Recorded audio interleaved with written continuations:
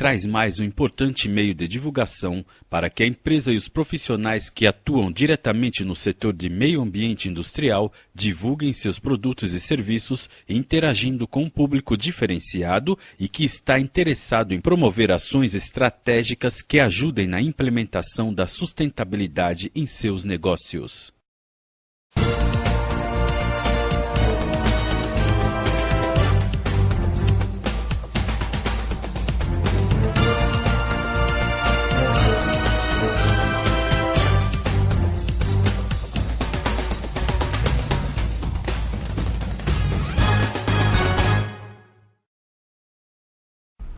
Bem-vindos ao programa Meio Ambiente Industrial na TV. Você pode conferir nos últimos 3 programas uma série especial sobre reciclagem. E é sobre isso o nosso debate de hoje. A gente vai falar sobre a Política Nacional de Resíduos Sólidos e os principais atores envolvidos no tema. Ao meu lado direito, o diretor executivo do SEMPRE, Compromisso Empresarial para Reciclagem, André Vilhena. Ricardo Lopes Garcia, especialista em meio ambiente da Fiesp. José Valverde, secretário parlamentar do gabinete do deputado federal Arnaldo Jardim, ele coordenou tecnicamente a formulação da Política Nacional de Resíduos Sólidos. Assessor, a gente vai começar com você. O telespectador que está em casa e está querendo saber um pouco mais sobre a Política Nacional, o que ela é e o que ela representa e a importância dela. Explica um pouquinho para a gente. Bom, é uma oportunidade importante de estar aqui no programa da revista Meio Ambiente Industrial e poder falar desse tema que realmente é um grande avanço proposto pelo governo, né? Sobretudo aí o legislativo deu um importante passo ao trazer para o ordenamento jurídico brasileiro a referência para o tema resíduos sólidos, um tema que é um grande problema, mas pode ser uma grande solução, bem gerido, bem gerenciado. E, sobretudo, eu queria destacar a importância da lei nacional para a segurança jurídica. Acho que é importante tanto para o poder público, o setor empresarial e também a sociedade contar com esse importante instrumento. Ou seja, é algo que disciplina a partir de um processo de gestão, de um processo de gerenciamento, toda a forma como nós vamos tratar os resíduos sólidos da agora para frente, né? A partir da lei em vigor. Então traz avanço, é uma legislação que ela vale por toda a referência que nos deu num processo legislativo, um processo que, diferente de uma técnica legislativa que trata de um comando e um controle, essa lei ela tem um grande viés que consolida um novo formato de fazer legislação, ou seja, trazendo para um tema de interesse difuso, né, e também coletivo, trazer um processo, premiar um processo amplamente participativo que culmina hoje aqui, por exemplo, um dia especial, que é a sequência das audiências públicas que advêm da própria aprovação e sanção da lei. Então, a lei em vigor, ela traz. Hoje nós temos aqui algumas centenas de pessoas discutindo todo um processo do plano sempre de gestão. Sempre para melhoria, né? Sempre para aperfeiçoar a lei. Então, ela traz esse marco. Primeiro, segurança jurídica. Segundo, ela premia um processo participativo e um processo que a lei traz, que é o fundamento da legislação, que é a responsabilidade compartilhada pelo ciclo de vida do produto. Agora sim, como é que foi o processo de construção dessa lei? A gente sabe que ela ficou aí um tempinho tramitando no Congresso. E como que foi elaborada essa lei? Quais foram os principais aspectos? Ora, foram 20 anos, né, num processo legislativo, né, de discussão. Mas, mais do que os entraves, vamos trazer aqui os pontos positivos que nos servem de referência. Esse processo de conseguir, a partir da responsabilidade compartilhada, ou seja, não tratar especificamente a questão dos resíduos sólidos sobre o fundamento do princípio do poluidor pagador. Esse foi um importante passo. Isso começou a dar referências nesse processo legislativo, que se consolidou também com a oportunidade de, numa legislação, se tratar num acordo, né, de chamar para acordos, como tem a previsão da legislação, dos acordos setoriais, da própria oportunidade dos termos de compromisso. Então, todo esse aspecto afora a questão do tema realmente começar a cair no interesse dos governos e da própria sociedade, do setor empresarial também, eu acho que esses foram os pontos importantes. O diálogo que essa legislação permitiu e que essa legislação incentiva. Não dá para tratar a questão dos resíduos sólidos puramente com técnicas legislativas de comando e controle. Ela precisa, sim, ter as referências, mas também chamar para um diálogo construtivo, né? E um diálogo que chegue aí a conclusões. Claro. Agora, André Vilhena, qual o papel da sociedade dentro dessa lei? Bom, a lei ela inova num aspecto importante, que ela traz o conceito da responsabilidade compartilhada, né? Que foi debatido durante muito tempo lá na Câmara. E esse conceito, basicamente, ele traz para, não apenas para o debate, mas para a execução, todos os elos, né, todos os setores que de alguma forma se relacionam com resíduos. E aí vai desde o cidadão comum, que gera o lixo em casa, né, e vai ter que separar o material reciclável para encaminhar para a coleta seletiva, passando pelo setor empresarial e chegando no poder público. Então, há um encadeamento aí de responsabilidades, né, cada um fazendo a sua parte, e a sociedade ela tem que atuar de forma segmentada, mas cada um fazendo a sua parte. Não há reciclagem se não houver coleta seletiva, não há coleta seletiva se não houver participação popular, né?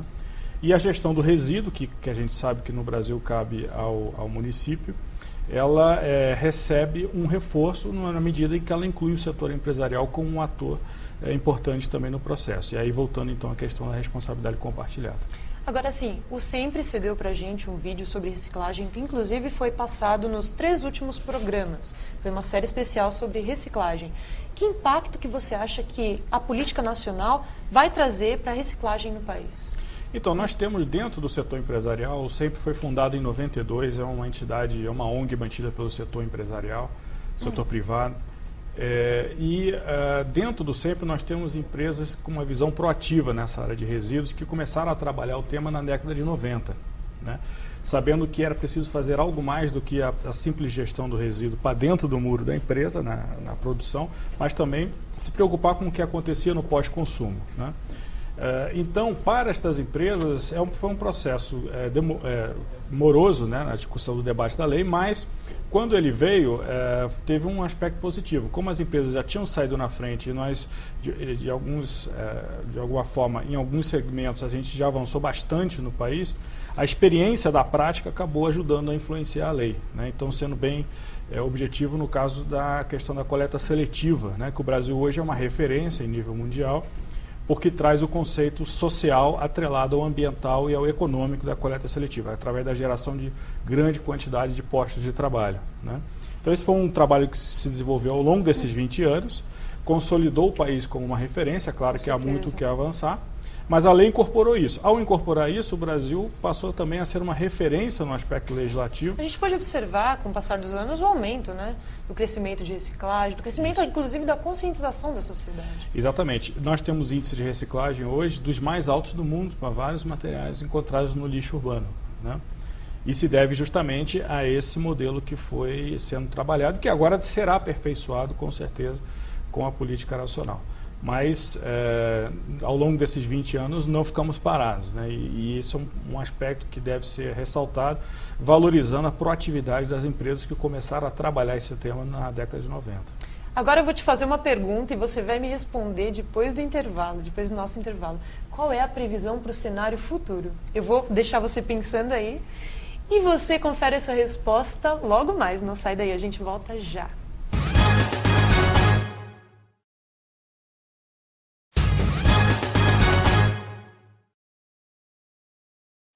De volta com o programa Meio Ambiente Industrial na TV. Antes de sair para o intervalo, eu fiz uma pergunta para o André. André, qual é o cenário futuro dessa questão da política nacional envolvendo a reciclagem, no seu ponto de vista, assim, para o Sempre? Bom, a gente acredita que a política nacional ela vai trazer benefícios em algumas frentes que são hoje gargalos, né, para o avanço do setor. Então, passa, por exemplo, pela participação da população, né? O nível de contribuição da população na coleta seletiva ainda é baixo e a lei ela determina claramente que é preciso trabalhar a educação ambiental da população. Isso tanto do ponto de vista governamental quanto empresarial. Então, certamente será um gargalo a ser trabalhado, né? A questão também da participação dos catadores no processo, né, que nós vamos precisar ter uma organização dessa cadeia melhor. Importantíssimos. Importantíssimo, mas há um processo agora de amadurecimento, de capacitação, de formalização da cadeia. Nós ainda temos muita informalidade na cadeia de reciclagem no país.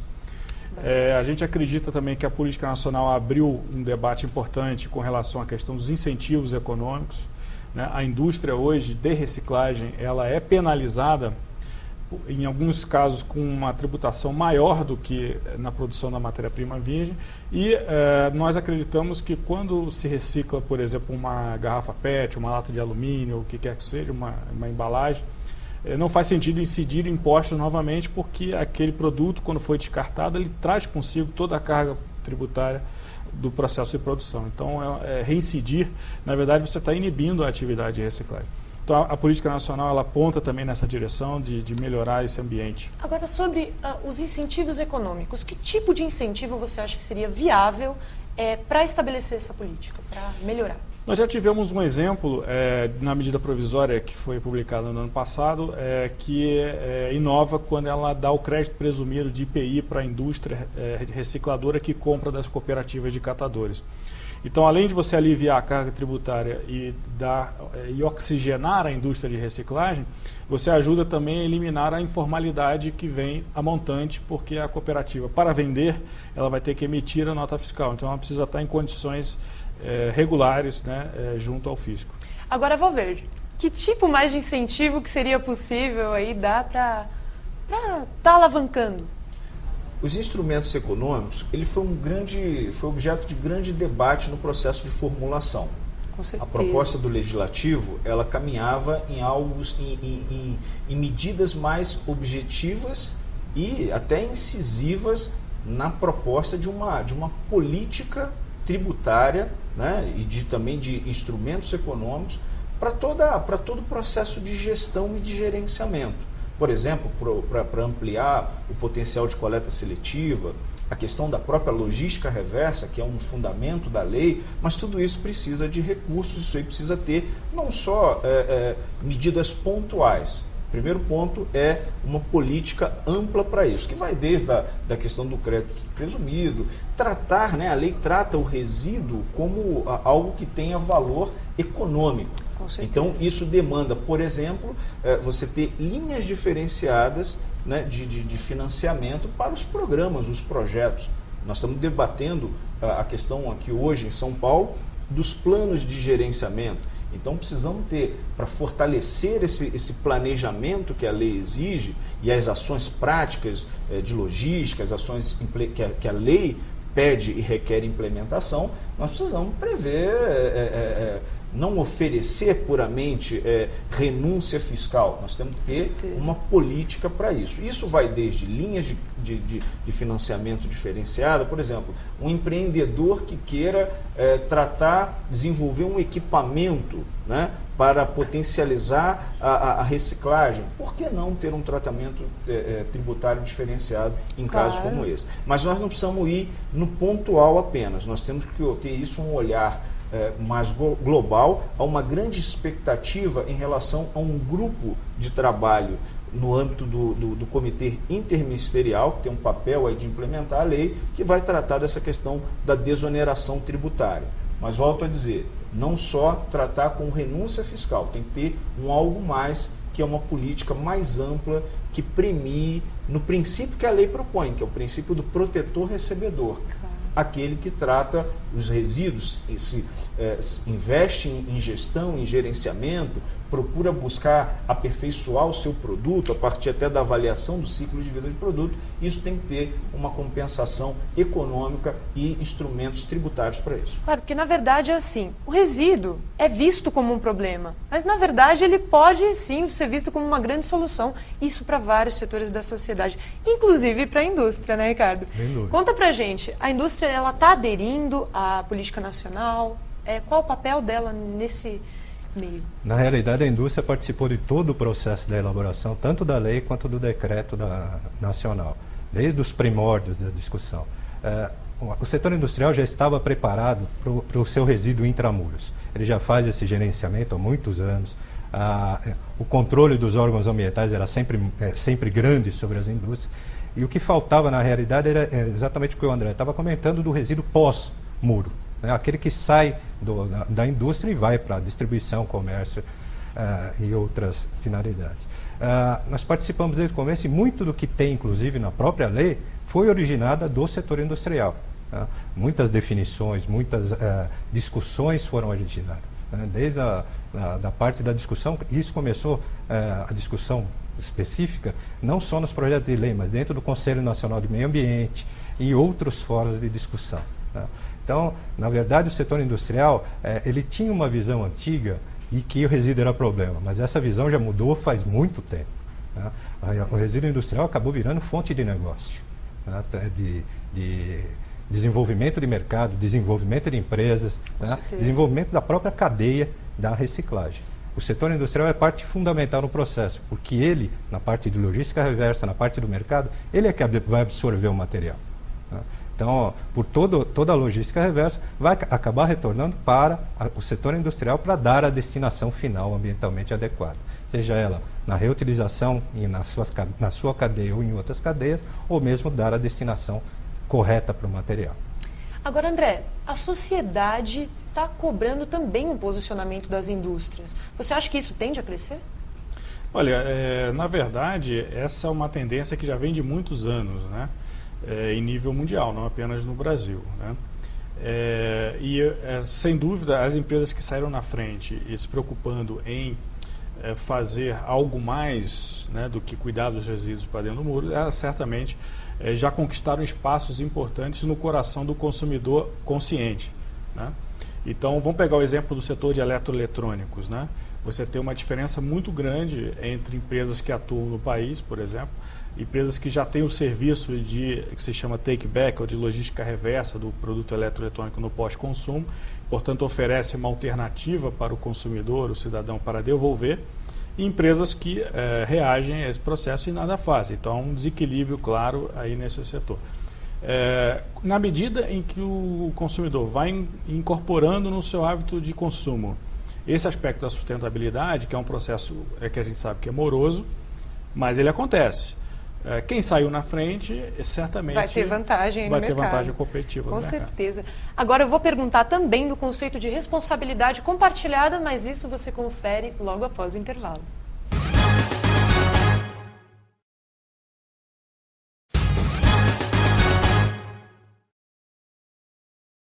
De volta com o programa Meio Ambiente Industrial. A gente estava falando, antes de sair para o intervalo, sobre responsabilidade compartilhada. E é sobre isso que eu quero perguntar para o Ricardo agora. Ricardo, qual é o conceito de responsabilidade compartilhada e qual o papel da indústria nesse aspecto? Bom, esse foi um dos grandes conceitos da Política Nacional de Resíduos. Ela trouxe essa responsabilidade como uma inovação, inclusive no campo jurídico. Tanto que os advogados falam, não existia isso antes da lei nacional. E é interessante porque ela traz o que cada um tem que fazer dentro da gestão do resíduo sólido. Porque antigamente sempre queriam se achar um culpado. Na verdade era isso. Sempre direcionavam as coisas, você é o culpado, a indústria é o culpado, o comércio é o culpado. Na realidade, não existem culpados na história. Existe a responsabilidade de todas as pessoas, de todos os elos da cadeia. Desde o consumidor, o comércio, a distribuição, o serviço. O lixo é um problema de todos. Na realidade, é o que eu te falei, não é mais um problema. Na verdade, ele está se tratando... Exatamente. É uma solução, inclusive, para muita gente na área social, é uma solução para muitas empresas que trabalham com isso. Né?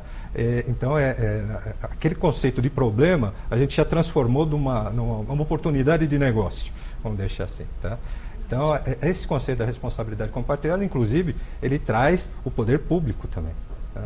Então, o poder público também tem a sua parcela, inclusive na parte que o Valverde tinha comentado, na parte da indução de taxa, de redução de taxa, redução de tarifa, bitributação, incentivos de outros meios de indução para a gestão e gerenciamento dos resíduos.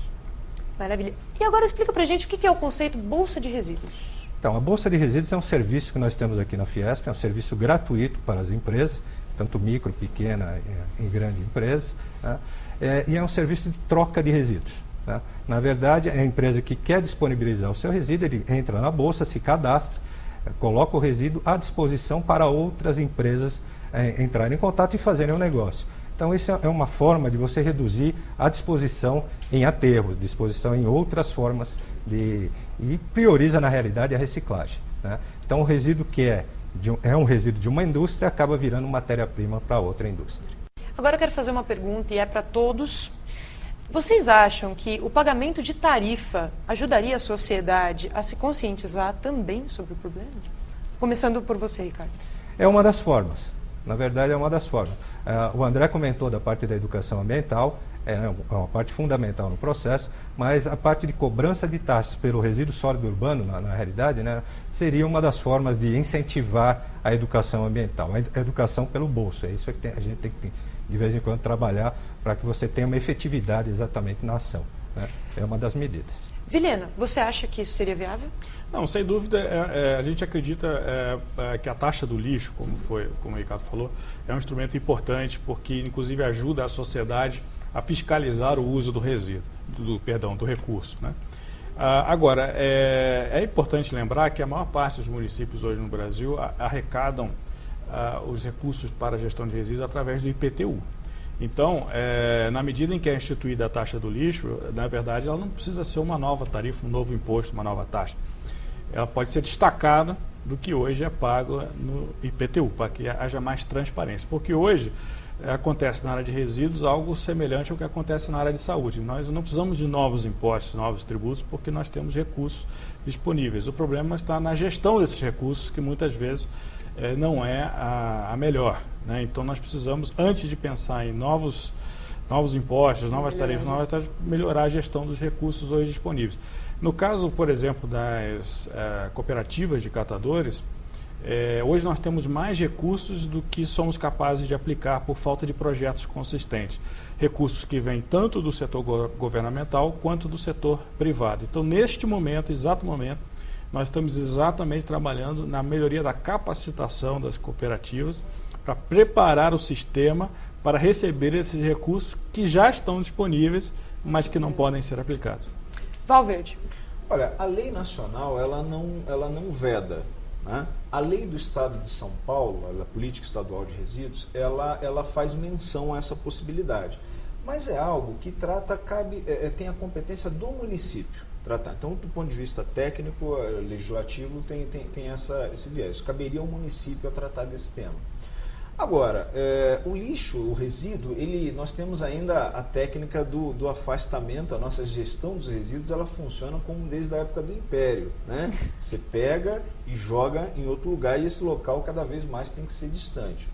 Para aperfeiçoar isso, eu acredito que em alguns momentos, essa taxa do lixo, que no meu entendimento é constitucional, ela tem aí todo o amparo para isso, e é pouco utilizado, né? Aqui, muito o André se referiu à questão do IPTU, ter esse papel, individualizar a taxa em alguns momentos que será importante para uma boa gestão ou até para em algum tempo você induzir a uma boa prática, tratando a questão do consumidor. Enfim, tem essa possibilidade, mas nós temos que ter muito cuidado para que isso não caia aí naquele fundo sem fim e não se tenha a efetiva direção para a solução e a implementação da boa prática de gestão de resíduos.